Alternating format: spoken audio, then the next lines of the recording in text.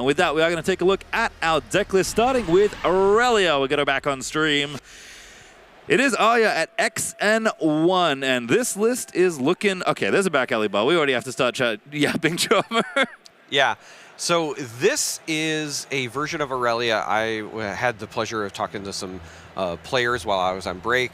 I believe this is somebody that is part of the team that is here. They are all on Irelia. Many of them are doing well, made day 2.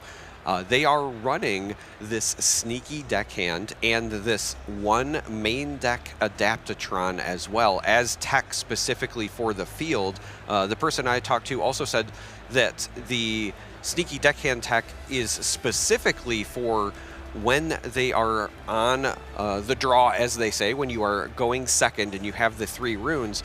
You want to get the deckhand onto Targon's Peak, because that will allow you to also immediately ready the runes, have those backup energy available for the pumps, like on guard, like discipline. So the deckhand not only gets that initial point, but likely the hold point that keeps them on even points. They specifically called that out, the importance of staying on even points. And then they kind of like ride that momentum forward. The Adaptatron, obviously tech for potentially the Azir and some of the unknown things.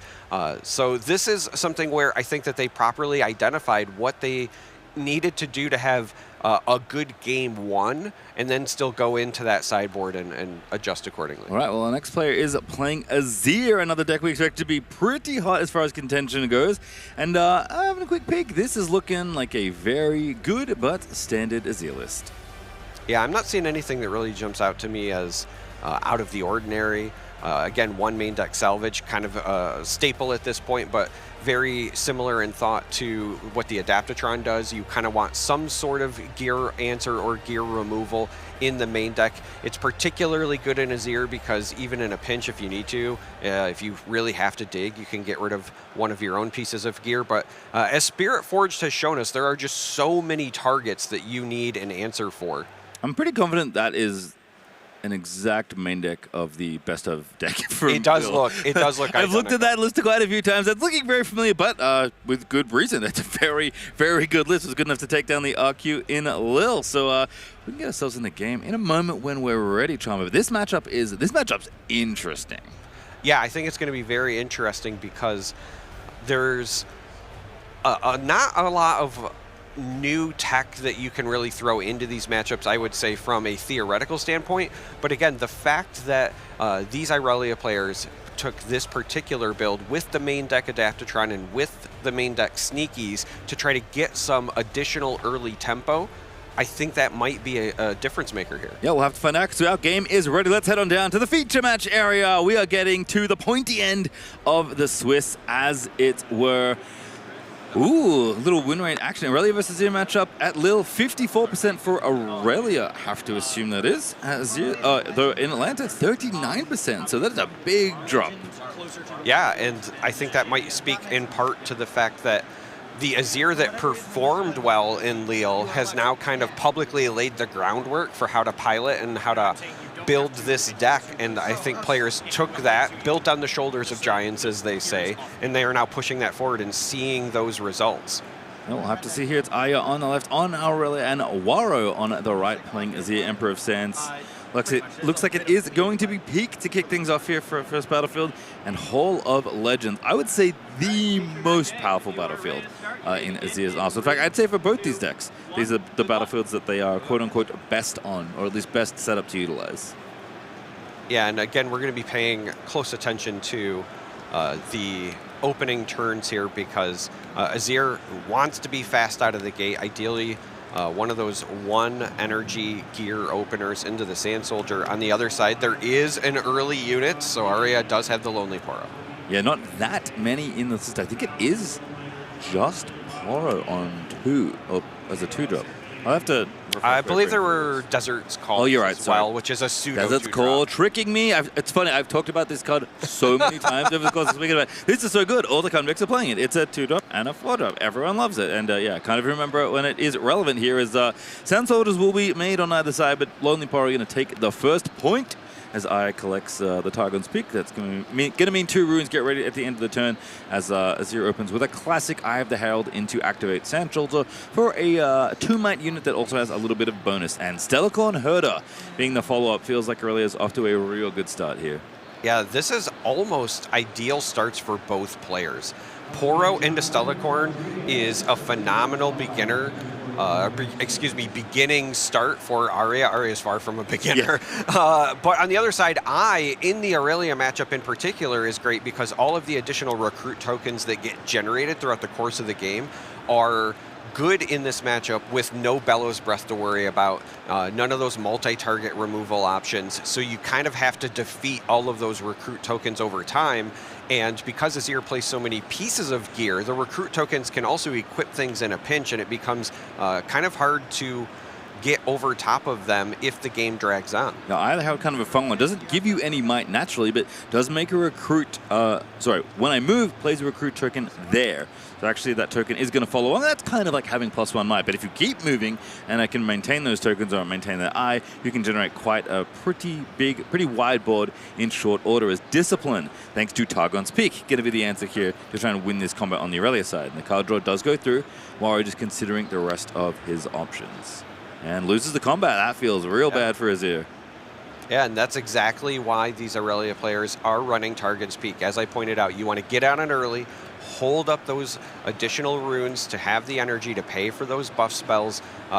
Discipline, perfect, because it also replaces itself with that draw effect and wins the combat. So not only does the Lonely Poro stick around, the hidden card is also still there. Again, great start for Arya right now. Irelia can sometimes struggle with the early points, but it's not updated yet, but should be going to 2 here after the hold. Yep, and 3 after this Conquer. Hold of Legends going to be the play. Could get an extra ready on this Irelia if you really wanted to, but not necessary, as Irelia has not been, Aurelia's Legend at least, has not been exhausted yet, but her very fearsome ability as Zhonya's is going to be the play that moves over, just chucks it in the base, moves the Poro back to protect the Stellacorn Herder.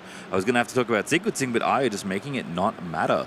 Basically moving the Hourglass back at 3 points to protect her most precious unit, which is of course that Stellacorn Herder.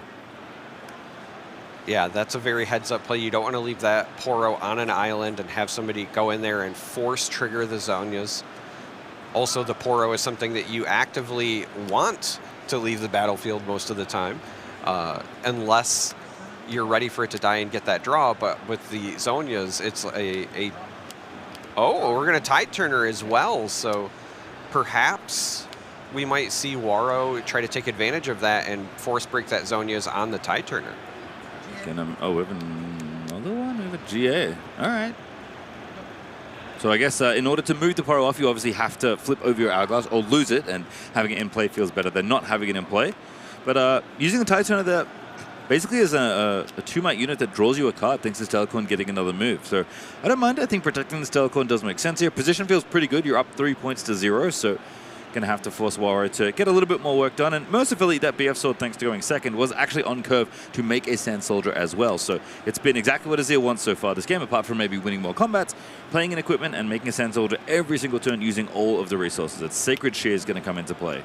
Yeah, and another reason I think I really like that Tide Turner play, the more I think about it, the hand, as she tipped it forward, Arya has some more equipment. I think it's a little light on the kind of interactivity that you prefer with Irelia.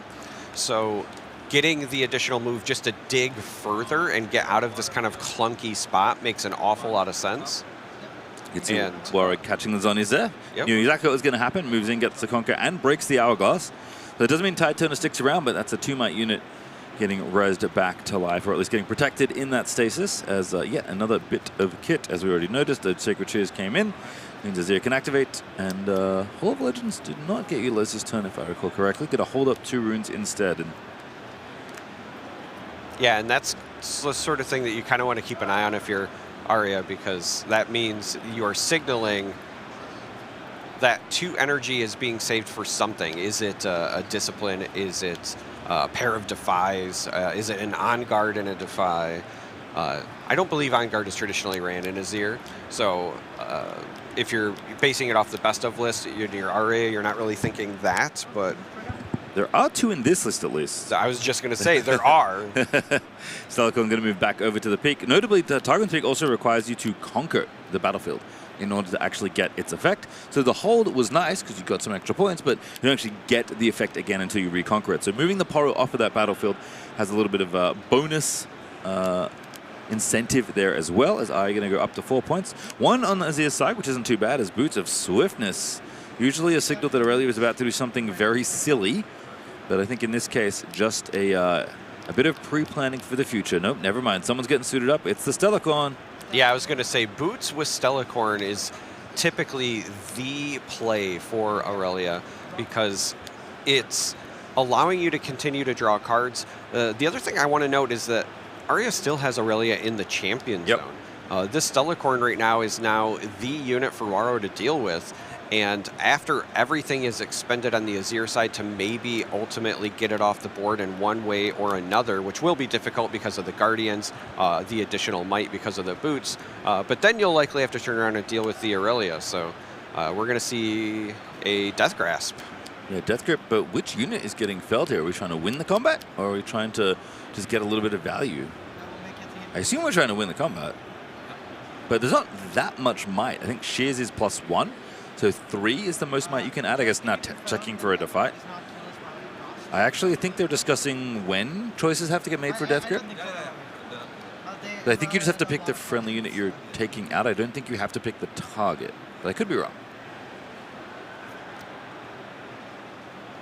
Yeah, that's, I believe, something where you actually do have to pick the targets both, but I do think that that's what they are verifying. Well, there's a defy. I did spot it in the hand, so it seems to be a pretty good spot to commit it. Warrior test for the spell. Permission is not granted, and Sandholder is going to lose the combat. It'll be yet another point there for Irelia. And Stellacorn's not as big as Irelia, we can say. That's pretty obvious. But it is maybe more threatening in a way. Because as it moves around, it just draws so many cards. If you can make it big enough, right, by using your pump spells, protecting it, using your equipment, it's, again, not as fearsome in combat, but very, very annoying. It is, I would argue, perhaps more important. It is the engine of these Irelia lists. Obviously, Irelia is incredible, and you have access to it every game because it comes from the champ zone. If anything, I would say that Stellacorn Herder was designed in part as a bit of a nerf by not being a champion so that you can't champ zone it, or else it would be absolutely absurd.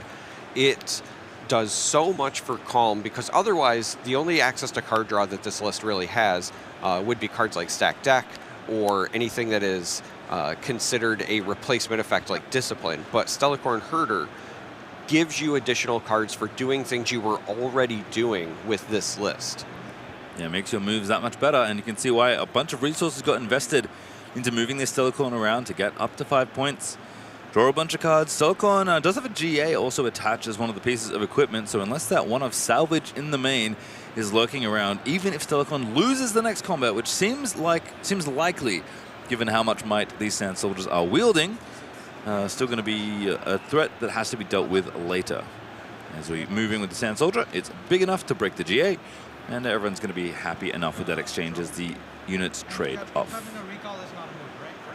Yeah, and I just picked that up on the microphone, but I was going to clarify that as well for home. The recall when your unit is saved from a Guardian Angel is not a move effect, so there will not be a draw triggered on the Stellacorn from that interaction. Yeah, the funny thing is, on a bunch of the cards that do recall, it actually says that, but didn't have enough room in the text box of GA because it's right down the bottom to be able to say that. But yeah, it is not a move, as it is explicitly stated on many cards. I think Set's Legend is probably the best example of this, where it explains the whole thing in very great detail. But Doran's Shield going to be the play. Sand Soldier going to get made, and Waro trying to fight back from a very big points deficit this game.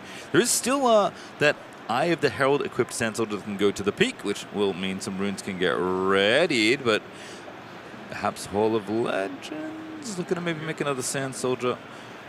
Decides against it, will take the points instead, make a recruit, and you know, claw their way back into this game. But Irelia in a pretty commanding position despite being a little low on runes. That's kind of been the trade-off of all this card draw.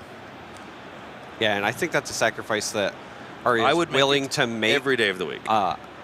Just in a normal game, but specifically in this Azir game, because we know that Azir can pile on the points if it's left unchecked again. There's still a lot of might available on Waro's side.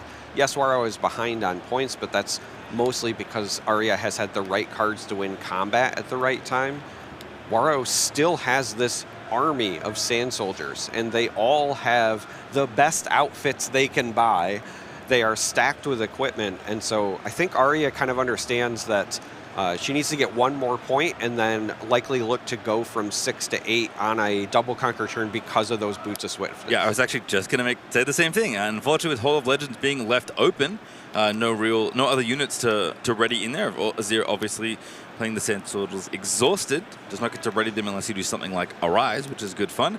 But yeah, 6, getting 2 points feels not trivial, but quite straightforward for Irelia specifically. So my guess, given the point lead, is that Arya is going to move probably Lonely Poro into this Hall of Legends, because at least if it goes down, you get a card draw, you are going to force your opponent to do something about it. Instead decides the Stellacorn is the move, because drawing cards is everyone's favorite thing to do, mine included. But at 6 points now, I think you can look to develop this Irelia, take a turn, maybe even 2 off, given the point lead you have. And at some point, Irelia with Boots of Swiftness is just unstoppable on most board states. Yeah, I was just going to say, there might not be an Irelia here because the hand, when I was taking a look at it from Arya, there is finally some interaction picked up, but I did notice there was the second Boots of Swiftness. You've got the 2 Lonely Poros. There is still the ability for Arya to cascade the equipment around if she wants to. Again, we're used to seeing that from the Azir side of the table, but perhaps Arya says that I've got the best kicks in the place and I'm going to use them to walk from battlefield to battlefield. Yes, if you're wondering about how that specifically works, equipment obviously can't be moved unless, unless you have Weapon Master. Unless something intervenes, right? Villain's Pursuit Weapon Master. Generally, once you attach it to a unit, it stays attached until the unit goes away. But it does give might, and it's kind of might that stays on the board, semi-permanently, we can say. So if Lonely Poro gets 1 pair of boots, gets another pair of boots, which only costs power, not energy to equip at least, then that Poro is going to get big up to 6. That Poro can run in, trade off with a bunch of units, fall to the ground, draw you a card, but then you have another Poro that can be suited up and run in. So I do like that play, just kind of leaving these innocuous ready units at the ready to maybe try and run in for the double conquer here. And it is also potentially baiting Waro to go in to try to get rid of the Stellacorn. We know that's a premier target. Waro is starting that action right now, but if Arya still has some interaction available and can reduce some of the might on the other side of the board through this combat, it'll make the potential retake stuff next turn. Or there's just Flash. Yeah, there's the one-off Flash is probably the best answer in that situation, saving up to 2 friendly units from base, at least moving them to base. Very, very nice. Draws a card, of course, in the process as well, thanks to Stellacorn's text, and protecting the prince we didn't necessarily expect in this deck. Irelia, perhaps not necessary as a card gets hidden. That is almost assuredly Hidden Blade, although I guess it could be a Guards is the other option that Azirs have access to, at least in the main, typically. But Arya just saying, I kind of got my lead. I'm feeling good about my card draw engine. I'm feeling good about this Stellacorn being big enough to get the job done. The question is, if we can conquer twice, we can win here. Does Arya have the tricks to take game 1 here? Well, I know in hand earlier I saw Not So Fast. I believe the draw for this turn was also a Defy, and if it wasn't the draw, I know it's there. It was at the top part of the hand. So the counter spells are there. You have to assume if you see a face-down card against an order opponent, it's probably Hidden Blade. So Arya does rightfully have a couple of different answers for that. The other piece of the puzzle here is, of course, just the might check, right? Yep. As I said before, yes, Waro was down on points, but there was still, surprisingly, a large number of might on the other side because the tokens plus the weapons just add up over time. So it's 6 on the bottom battlefield with the BF Sword Soldier and the Recruit, and it is 2, 3, 4, 5, 6, 7, 8, 9, I believe, on the top.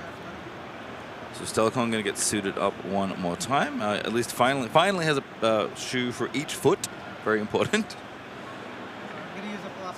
And does have a Rebuke in hand as well as a card I spied. So move on in here first and tempt that Hidden Blade.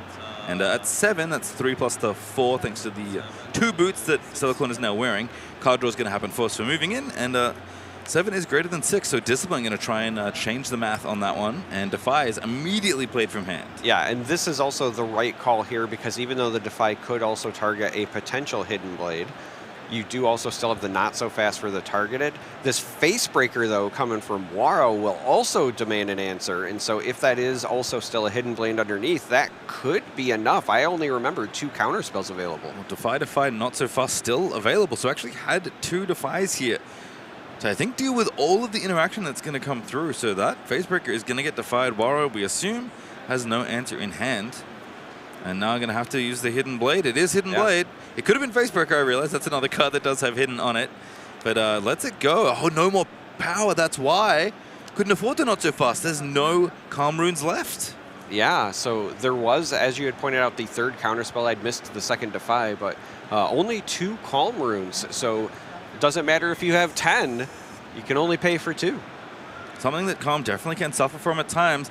A very power-hungry domain. Uses a lot of power for their, understandably pretty good effects. Things like their Defies and they're not so fast. So Stellacorn does not break that battlefield. There's still some options to move in with the rest of the units as well. Although Discipline, worth remembering, is still... Oh, no, got counted. Never mind. So the Might is actually still as presented. Still 6 on that bottom battlefield, but certainly means that I don't think anything's happening in the top side anytime soon. No, I don't think that you can break through the top side unless you decide to commit absolutely everything. The math they're checking out right now. I guess, oh, I see. Put both boots on. Put both boots on 1 unit and send all 3 units. That would be 10 total. There's basically 5 2s on the board right now. Yeah, right. But the problem with that is if your opponent continues to have even more answers, there is still 2 energy available for Waro. You could just lose the game on the spot by getting blown out twice in 1 turn. So this might be the situation where Arya says, I had that early point lead for a reason. Let's reset, find some additional answers with this stack deck, get myself in a position to take another shot next turn. Or we could just rebuke the Sand Soldier that has the BF sword. Yep, and move in with the 2. So it's only Recruit down on that bottom side. This won't win, by the way, just as a reminder. It is only the 7th point, but it will retake the peak, which I guess has a little bit of extra value. It retakes the peak.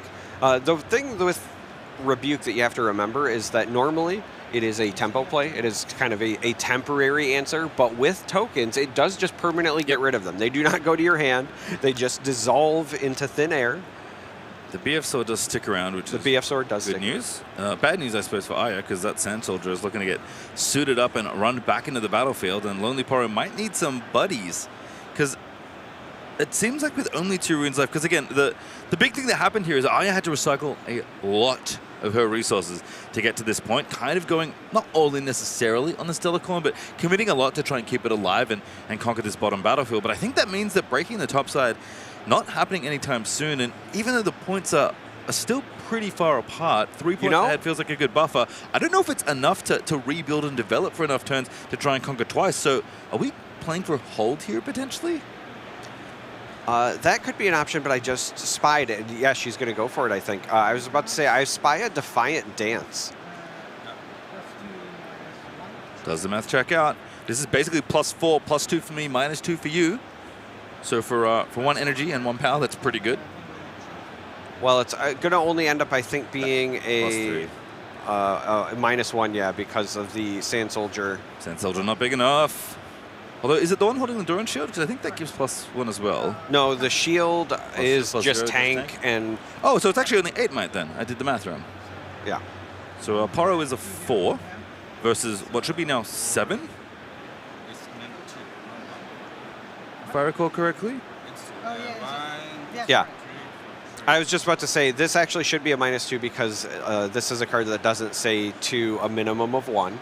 You can go to 0. And so I think Waro properly let her know that that should be the case. But I was also about to call out, I like the heads-up play from Arya here. By putting the -2 on the tank, knowing you have to go over that anyway, you might as well allow yourself to get that out of the equation and then assign the rest of the damage however you need. I think Scuttlecrab has done irreparable damage to my understanding of Riftbound, because now that I realize, oh, 0 might does not mean you are unalived. Still there until you take damage. Zero Might is still good enough to hang out. So Divine Dance is one of the effects that does not say, as you mentioned, to a minimum of 1. One of the reasons it's a even better card. One of the reasons to play Irelia, if not the reason, is how powerful this signature spell is. This is not quite enough to get the job done, but it does clear quite a lot of the way. And I think if Tide Turner suits up the boots, we might be running in for a W unless Wara has something to say about it. I was just about to say that attacker wouldn't be enough, but if we see the all-in here from Arya saying, I don't need runes, it's today or it's never, this Tide Turner could be swiftly approaching that battlefield. Doran Shield does say +1, by the way. Oh, it does? Yep. Production, pull up Doran Shield. Yeah. It is still tank, though. That much I remember. Yeah, it is definitely tank. And here comes Tide Turner in with the boots. What do we have left? We have nothing. We have game number 2. That is a very sweet victory there. Arya recycles all of her runes. And that is enough to win the game. No Irelia necessary. That was very impressive from Arya. I really appreciated the way that she navigated the early game to get a big points lead. And then, again, properly identified, I need to get to 6 so I can set up the double conquer. Knew what the macro game plan was, executed it beautifully, and really took advantage of that Targon's Peak in the early stages like we had talked about ahead of time. The goal is to get there, have those runes up for some of those buff options, and now we see back alley bar, which when you're doing as much movement as we saw in that first game, could be very relevant in game 2. Yeah, it looks real good here. So does State of Power. Honestly, for both players, I think a little bit better for Azir because of how wide this deck can go. And it is Doran Shield into Sand Soldier. The classic opening for Azir is basically any 1-cost equipment into a Sand Soldier. For this, in this case, a 3 might unit on the very first turn of the game. Stack deck, though, is going to be filtering a couple cards, put 1 extra in the hand. And what is the 2-drop of choice? There's a couple here to play with. It is going to be Tide Turner. Tide Turner, again, just trying to get that early presence on the board for Arya.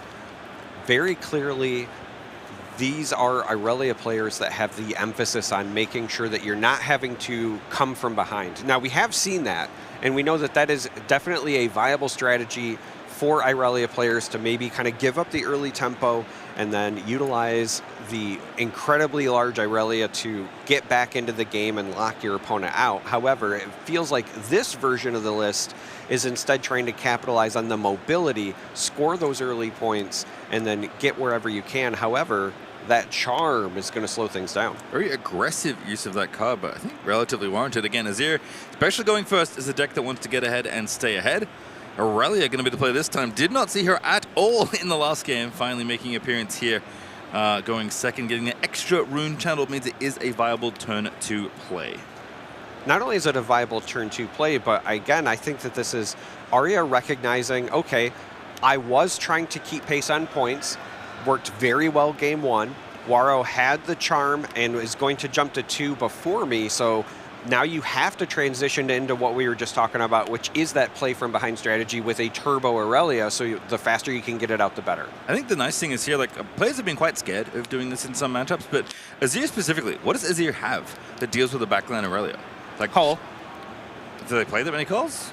It could come in from the board. That's true. We don't We know are what in the game 2. sideboards are, and it is an Irelia, right? So that would have been my only concern. That's true. No, that's true. There is call, but I think a calculated gamble, we can say. Oh. We already saw a charm. That is another way to do it, but not enough presence at a battlefield to be able to get that done. So I don't mind the risk, and I think it is going to pay off here as Irelia does make it through. Stack deck now going to get used, and Irelia already getting +1 might thanks to readying this turn. And we don't see it too often, but if there's one unit that's going to make very good use of the back alley bar, it is Irelia.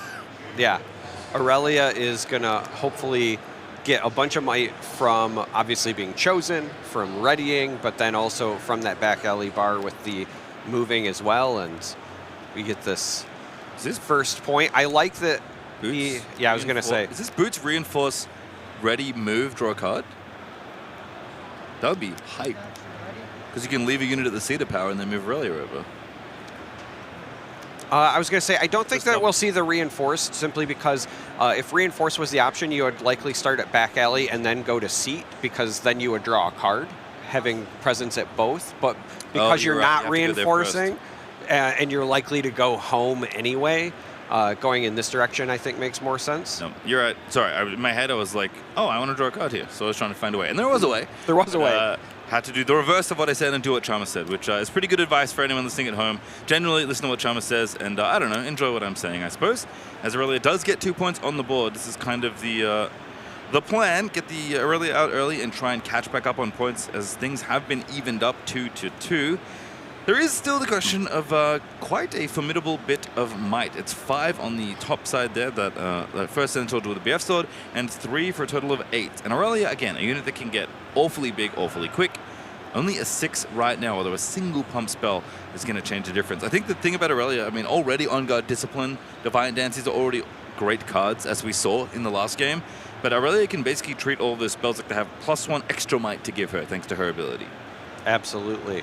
And on top of that, you could potentially worry about something where if you send too much in that direction, perhaps it's a surprise ride the wind back in the other direction, and then she scores an additional point on your turn and kind of recaptures the pace. So I think Waro is realizing I would like to avoid that Irelia and still score some points, and heads over to the seat. Yeah, I think generally when you're looking to pick a fight with Irelia, you have to do it carefully. Oh, I like this, though. Accelerate the Azir, bring the Sand Soldiers over. You do get to move them in, and the Emperor has summoned up his soldiers and is rampaging into back alley bar. This would be a great time to have that flash, by the way.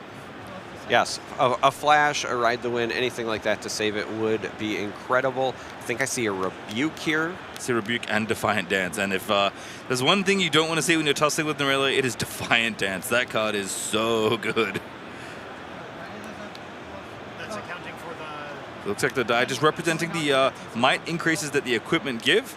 I are asking them to remove them because, I mean, it's printed on the card as well, even though currently the Sand Soldiers are covering them.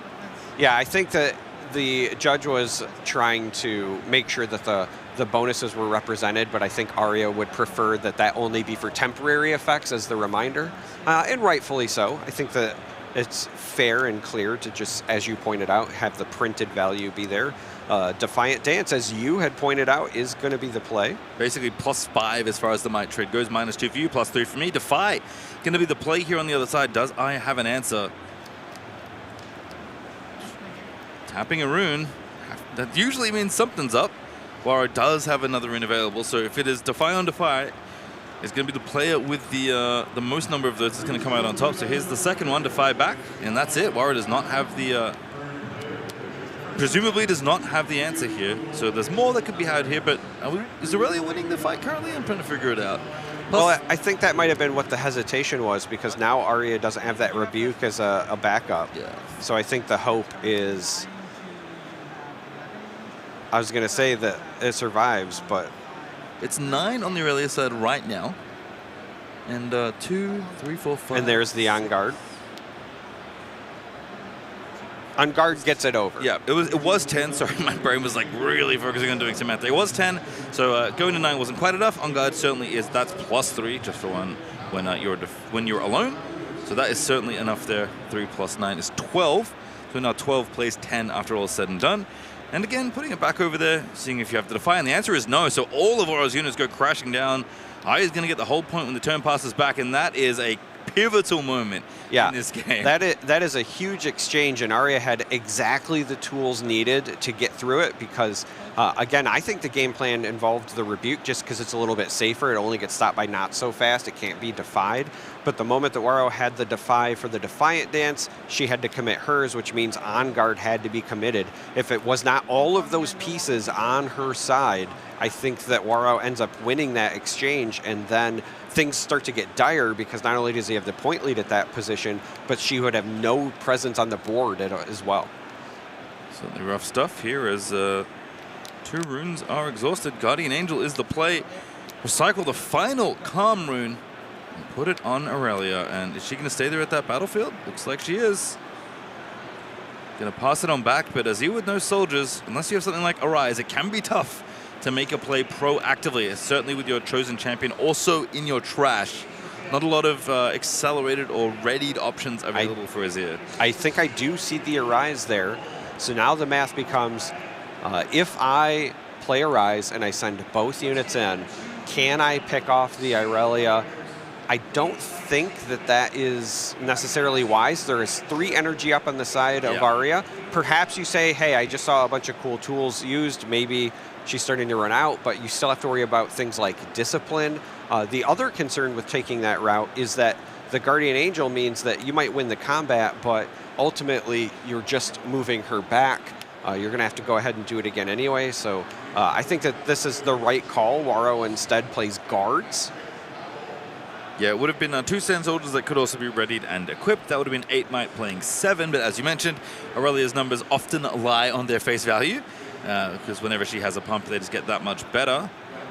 Guards also does bring a readied Sand Soldier. That is another way for Azir to get a unit active early without having to wait a turn.